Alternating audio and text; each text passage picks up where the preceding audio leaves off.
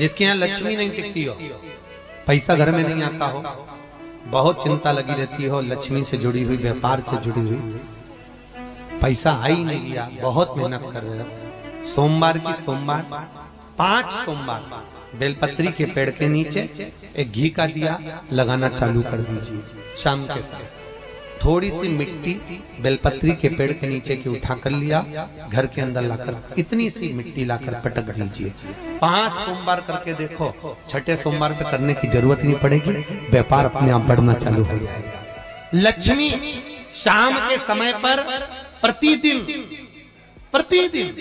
बेलपत्र के पेड़ के नीचे बुआरी लगाने जाए।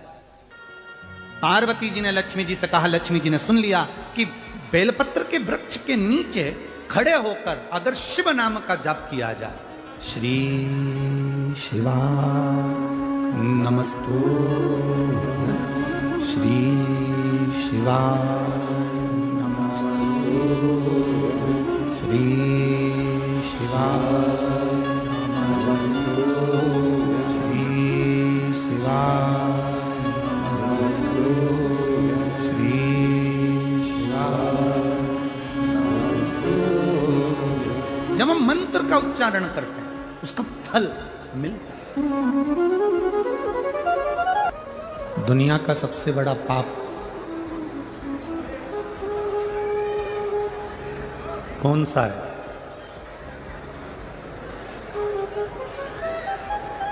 दुनिया का सबसे बड़ा पाप, शिव महापुराण की कथा कहती है, केवल एक पाप ऐसा है दुनिया का जो बहुत बड़ा पाप माना जाता है, और वो है अपने समय को व्यर्थ गंवा देना।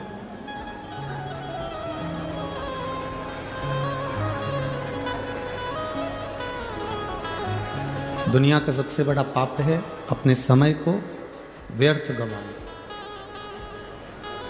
जो परमात्मा ने समय हमको दिया है, जो परमात्मा ने हमको समय प्रदान करा है, वो समय हमारा कर्म के प्रति जागरूक हो। जिस कार्य को हम कर रहे हैं, जिस कर्म को हम कर रहे हैं, उसके प्रति तुम्हारी जागरूकता होना चाहिए, उसके प्रति तुम्हारा समर्पण होना चाहिए। अरे कल जैसा साउंड कर दो भैया।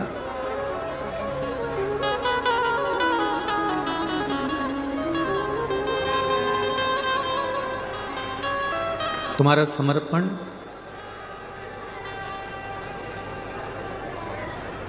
कर्म के प्रति पूर्ण हो। शिव महापुराण की कथा कहती है कि दुनिया का सबसे बड़ा पाप अगर कोई है तो अपने समय को व्यर्थ गंवाना।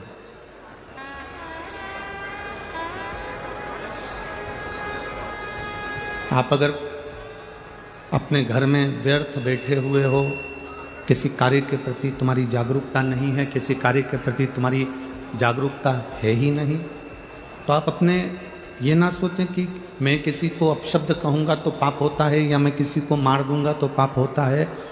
एक पाप ये भी होता है कि हम अपने समय का सदुपयोग ना करें, ये भी पाप है। अपने समय को हम श्रेष्ठ जगह पर ना लगाएं, अपने समय को हम श्रेष्ठ जगह पर ना लेकर जाएं, ये भी पाप है।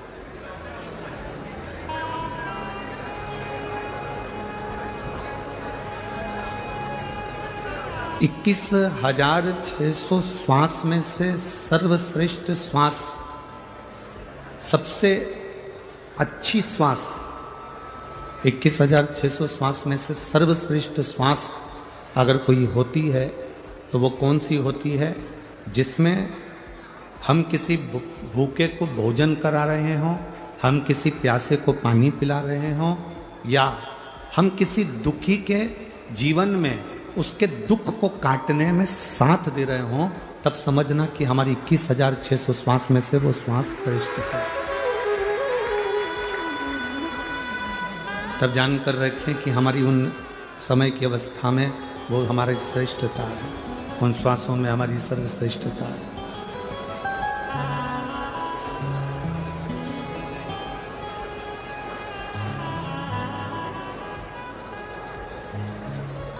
माता पार्वती जी अश्वी मनी घोड़ी बनी लक्ष्मी जी को ज्ञान उपदेश दे रही है। माता पार्वती जी जब लक्ष्मी जी ने आंख में से आंसू बहाए, शिवलिंग पर गए, शिवलिंग से जलाधारी पर गए, जलाधारी पर जब वो अश्रु पड़े और उस अश्रु के पड़ने पर माता पार्वती जी प्रकट हुई और प्रकट होकर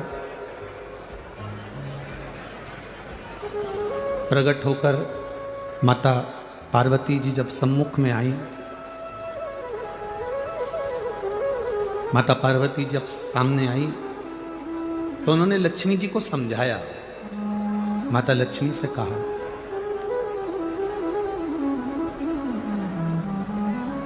कि लक्ष्मी, तुम्हारे पति ने तुमको श्राप दिया है, तुम्हारे पति ने तुम्हें श्रापित किया है, तुम्हारे पति ने तुमको अश्वी बनने का श्राप दिया, घोड़ी बनने का श्राप दिया।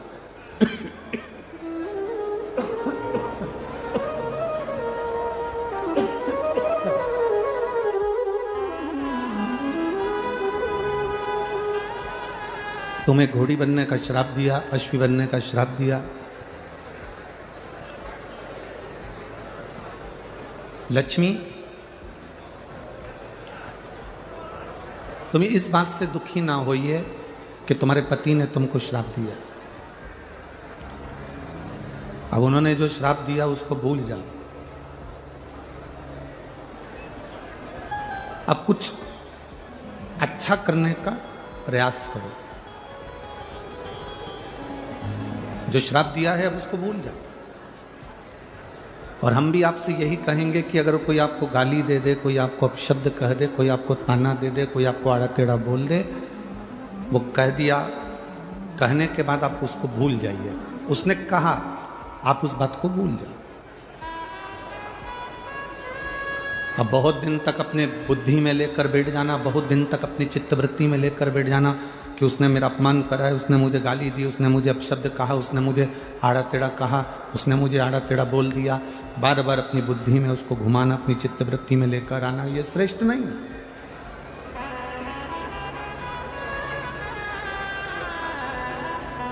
इसको श्रेष्ठता नहीं कहेंगे। कुछ गलत हो गया उसे भूल जाइए और भूलने के बाद फिर वापिस कुछ अच्छा करने का क्रम करिए। शिव महापुराण की कथा तो यहाँ तक कहती है कि अगर तुमको कोई गाली भी दे देना, अपशब्द भी कह देना, अगर तुम्हें कोई आड़ा टेढ़ा भी बोल देना, कोई आपको अपशब्द कह दे, आड़ा टेढ़ा कह दे, कोई गाली भी दे दे, तो भी शिव महापुराण की कथा कहती है कि आपको उससे बोलचाल बंद नहीं करना। सास ने कुछ शब्द कह दिया, बहू ने कुछ आड़ा टेढ़ा कह दिया, या किसी ने कोई शब्द कह दिया और आपने बोलना चालना बंद कर दिया, शिव महापुराण की कथा कहती है ये कभी ना करें।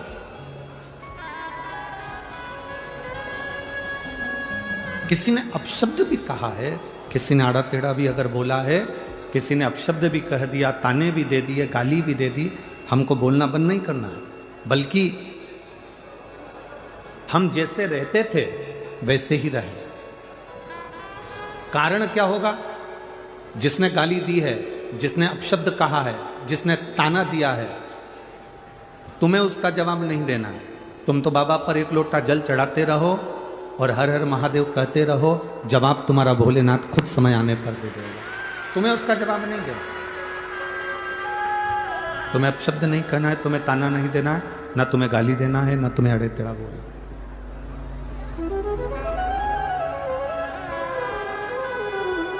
तुम तो अपना जो कर्म है, अपने कर्म में लीन रहिए, कर्म में लगे रहिए, अपने कर्म में लगे रहो, अपने कर्म में लीन रहो, बाकी का वो देख ले।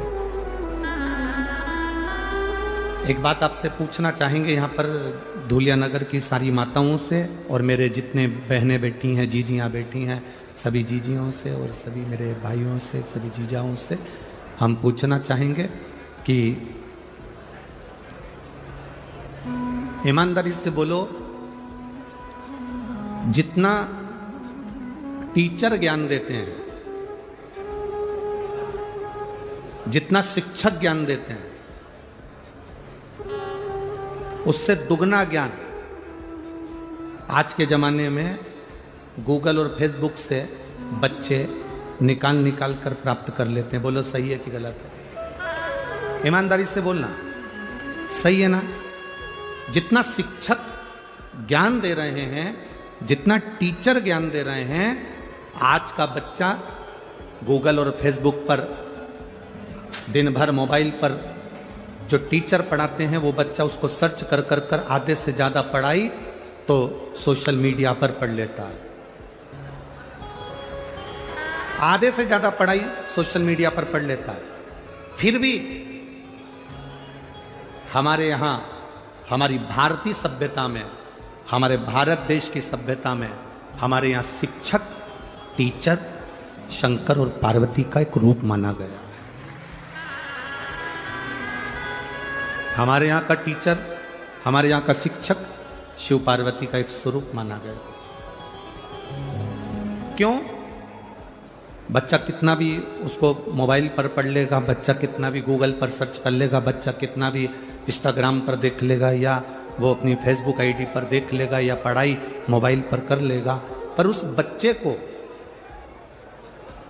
एक टीचर की साक्षी जरूरी है। जैसे सनातन हिंदू धर्म में भगवान की साक्षी मूल होती है। आप राम जी का भजन कर रहे हैं तो राम की साक्षी आपके सम्मुख में है। आप भगवान कृष्ण का भजन कर रहे हैं तो भगवान कृष्ण की साक्षी आपके सम्मुख में है। आप देवादिदेव महादेव का भजन कर रहे हैं तो भगवान शंकर की साक्षी आपके हृदय में है। केवल एक सनातन धर्म ऐसा धर्म है, केवल एक सनातन धर्म ऐसा धर्म है जिस धर्म के अंतर्गत आप जिस देवता का स्मरण करते हो उसका प्रतिबिंब आपके मन में, आपके हृदय में और आपकी दृष्टि में रहता है। बाकी के किसी धर्म में आप उसका प्रतिबिंब नजर नहीं कर सकते।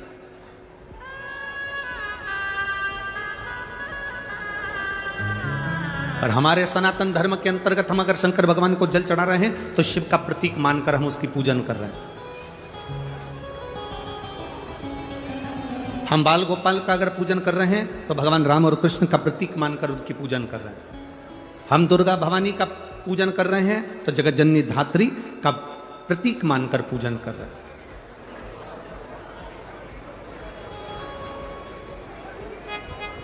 एक शिक्षक, भले बच्चा कितना भी मोबाइल पर पढ़ ले, भले बच्चा कितना भी गूगल पर सर्च कर ले, भले बच्चा कितना भी अपने इंस्टाग्राम आदि जितनी भी विद्या केंद्रित हैं सोशल मीडिया पर, उन सब पर बच्चा कितनी भी पढ़ाई कर ले, फिर भी एक शिक्षक का होना, एक टीचर का होना बहुत जरूरी है। क्योंकि वो टीचर साक्षी का प्रतीक होता है कि तुमने जो विद्याध्ययन करा, तुमने जो पढ़ाई करी, तुमने जो ग्रहण करा, उसमें एक टीचर की साक्षी है,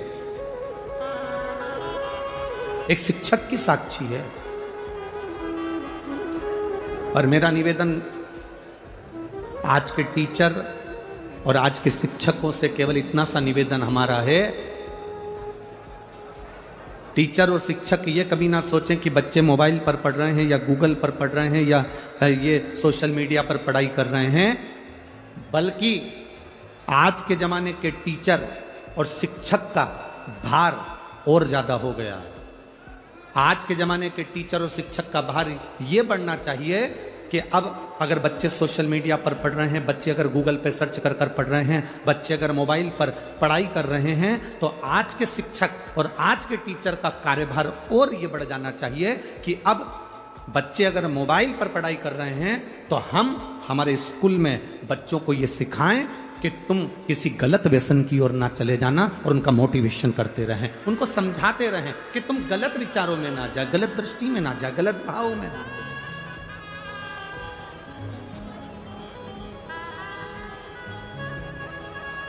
आज बच्चों को सबसे बड़ी जरूरत है उनको समझाने की।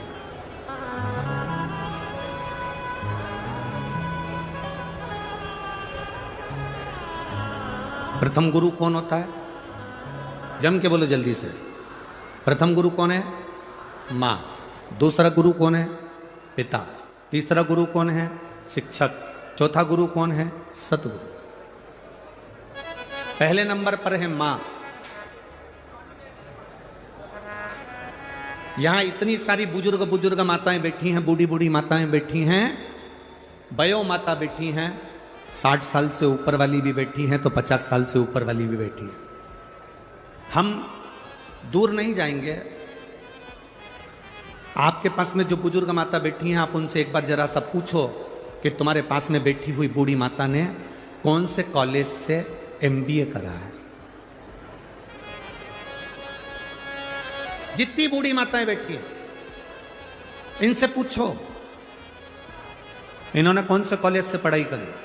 जितनी बूढ़ी माताएं बैठी हैं 60 से ऊपर, 70, 75, 80, 55, 50, जितनी 50 से ऊपर वाली बैठी है, इनसे पूछो कि ये कौन से कॉलेज में पढ़ी थी, इनने कौन सी पढ़ाई करी थी, ये कितनी पढ़ी लिखी हैं, ये कितनी विद्वान है। कोई कहेगी हमने तो भैया उस समय का 9वीं तक पढ़ाई करी है, कोई कहेगा हमने 10वीं तक पढ़ा है, कोई कहेगा हमने 12वीं तक पढ़ा है, कोई कहेगा हमने कॉलेज करा है, कोई कहेगा हमने 5वीं पढ़ा है, कोई कहेगा हमने 7वीं पढ़ा है। पर बुजुर्ग माताएं जितनी बैठी हैं, इन्होंने भले पढ़ाई करी ना करी, भले ये टीचर थी ना थी, भले ये शिक्षक थी ना थी, पर इन बुजुर्ग माताओं से पूछना, इन्होंने अपने बच्चों को जो संस्कार दिया वो आने वाली पीढ़ी नहीं दे सकती। ये बुजुर्ग माताओं ने जो अपने बच्चों को संस्कार दिया है वो आने वाली पीढ़ी नहीं दे सकती है। कई बार बुजुर्ग माताएं कह देती हैं, हे बहू हमारी तो जिंदगी निकल गई बेटा, अब तू देख ले और टिंकल टिंकल लिटिल स्टार देख ले। अब हमारी जिंदगी तो जो निकलना थी वो निकल गई।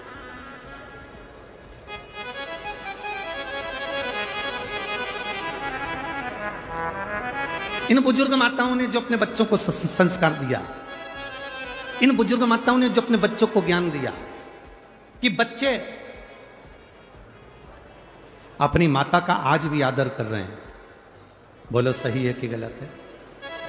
बच्चे अपनी बूढ़ी माँ का, घर में दादी का, घर में दादाजी का, घर में बुजुर्ग पिता का आदर कर रहे हैं। जो बूढ़ी माँ ने ना तो पढ़ाई करी, ना कॉलेज गई, ना स्कूल गई, ना कहीं पढ़ने गई, उसके बाद भी अपने बच्चों को उसने संस्कार इतने अच्छे दिए कि आज उसका बुढ़ापा सही निकल रहा है और आने वाली पीढ़ी क्या संस्कार प्राप्त कर रही है और कैसे संस्कार उसको मिल रहे हैं, ये आप अच्छे से जानते हैं। आज के समय में जरा सा बच्चा अगर मोबाइल देख रहा हो ना, उस समय पर बच्चे को तुम काम बता दो, उतनी देर में तुम बच्चे का मुंह देख लेना।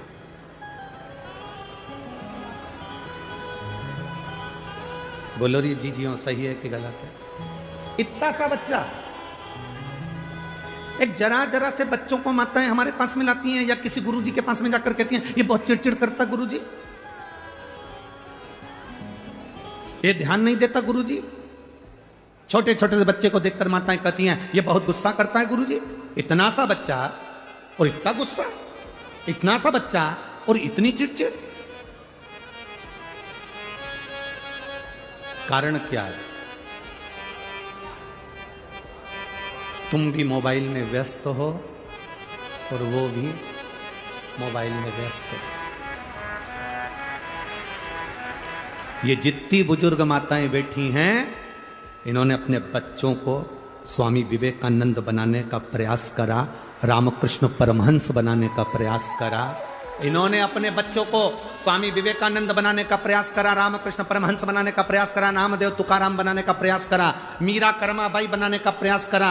आज बच्चा जन्म लेता है तो सबसे पहले होड़ लगती है, इसको डॉक्टर बनाना है, इंजीनियर बनाना है, सीए बनाना है, इसको ये बनाना है, इसको वो बनाना है। आप अपने बच्चे को अगर अच्छे से आदमी बनाना चालू कर दो तो वो स्वयं डॉक्टर बन जाएगा और इंजीनियर बन जाएगा। आज का व्यक्ति आदमी ही नहीं बन पा रहा, आज का व्यक्ति मनुष्य से मनुष्य ही नहीं बन पा रहा। एक गांव का व्यक्ति, एक व्यक्ति गांव में से निकल कर जा रहा था, एक दरवाजे पर पहुंचा, भैया बहुत प्यास लगी है, हमको पानी पिला दो। सेठ जी ने कहा कोई हमारा आदमी आने वाला है, वो तुमको पानी पिलाएगा।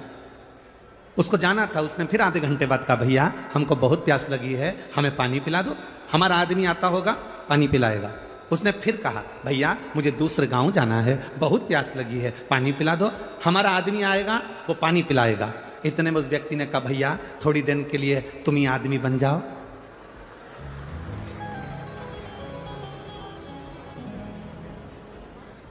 हम स्वयं आदमी नहीं बन रहे, हम स्वयं मनुष्य नहीं बन रहे हैं। आज के जमाने में व्यक्ति को नेता बनना है, कलेक्टर बनना है, एसपी बनना है, डायरेक्टर बनना है, बहुत कुछ बनना है, पर आदमी नहीं बन पा रहा। पड़ोस में कोई भूखा सो रहा है, पड़ोस में और कोई भूखा सो रहा है, परिवार में कोई दुखी है और हम बहुत दूर जाकर भंडारा करें, मेरा बाबा कभी प्रसन्न नहीं होता। बाबा कहता है पहले अपने घर के व्यक्ति को देखो। मेरा बाबा कहता है पहले अपने परिवार के व्यक्ति को देखो कि उसको दुख तो नहीं है, उसको तकलीफ तो नहीं है, उसको कष्ट तो नहीं है। पहले आप अपने पास वालों को देखिए, अपने नजदीक वालों को देखिए, अपने करीब वालों को देखिए, इनको दुख तो नहीं है।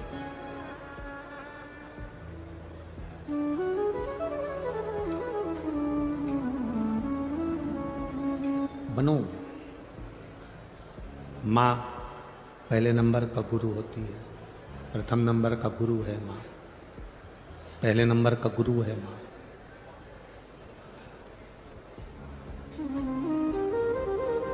विदेश में रहने वाला एक छोटा सा बालक था जिसका नाम था थॉमस।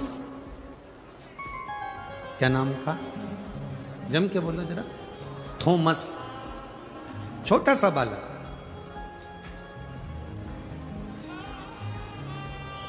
विदेशी स्कूल में विदेश का बालक पढ़ रहा था। थॉमस स्कूल जाता था। आज प्रिंसिपल ने थॉमस को बुलाया, हाथ में एक पत्र पकड़ा दिया, बंद कर कर लिफाफे में पैक कर कर थॉमस को दे दिया। थॉमस, ये पत्र आप अपनी मम्मी को ले जाकर दे देंगे। थॉमस, ये पत्र आप अपनी आई को ले जाकर दे देना, अपनी माता को ले जाकर दे देना। थॉमस उस पत्र को लेकर अपनी मम्मी के पास गया, आई के पास गया, मां के पास गया।